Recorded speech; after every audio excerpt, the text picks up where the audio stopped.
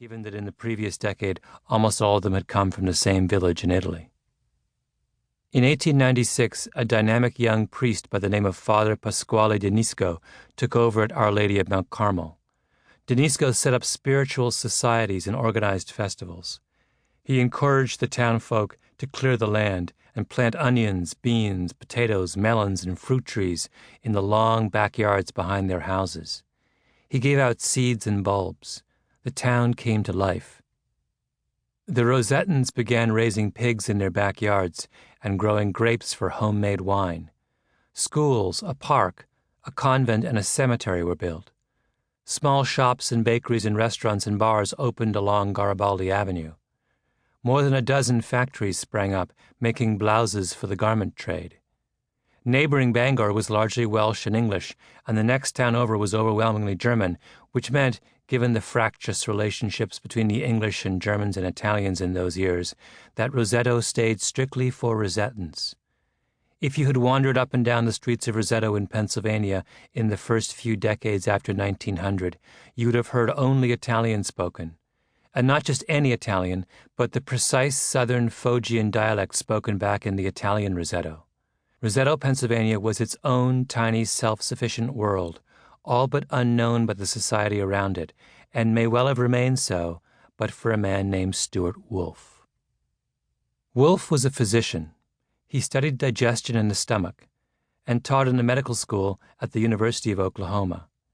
He spent his summers on a farm in Pennsylvania, not far from Roseto, although that of course didn't mean much, since Roseto was so much in its own world, it was possible to live one town over and never know much about it. One of the times when we were up there for the summer, this would have been in the late 1950s, I was invited to give a talk at the local medical society, Wolfe said years later in an interview. After the talk was over, one of the local doctors invited me to have a beer.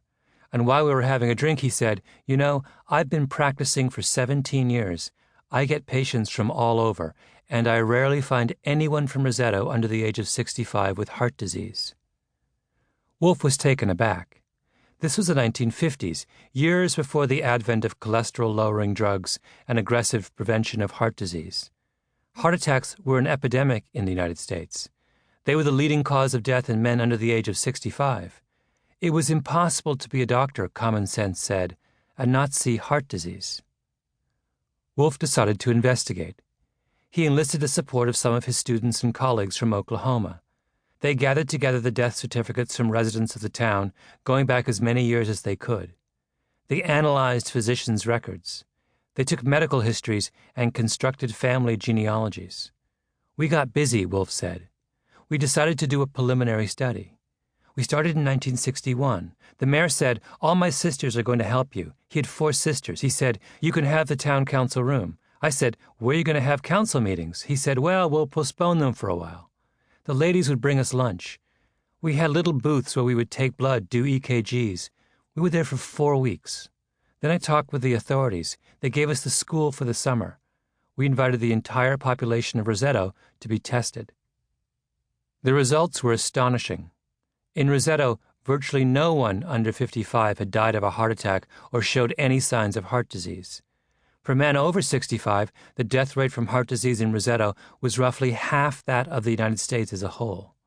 The death rate from all causes in Roseto, in fact, was 30 or 35% lower than it should have been. Wolfe brought in a friend of his, a sociologist from Oklahoma named John Brune, to help him. I hired medical students and sociology grad students as interviewers, and in Roseto we went house to house and talked to every person aged 21 and over, Brune remembers. This happened more than 50 years ago, but Brune still had a sense of amazement in his voice as he described what they found. There was no suicide, no alcoholism, no drug addiction, and very little crime. They didn't have anyone on welfare. Then we looked at peptic ulcers. They didn't have any of those either. These people were dying of old age. That's it. Wolfe's profession had a name for a place like Roseto, a place that lay outside everyday experience, where the normal rules did not apply. Roseto was an outlier. Wolfe's first thought was that the Rosetans must have held on to some dietary practices from the Old World that left them healthier than other Americans. But he quickly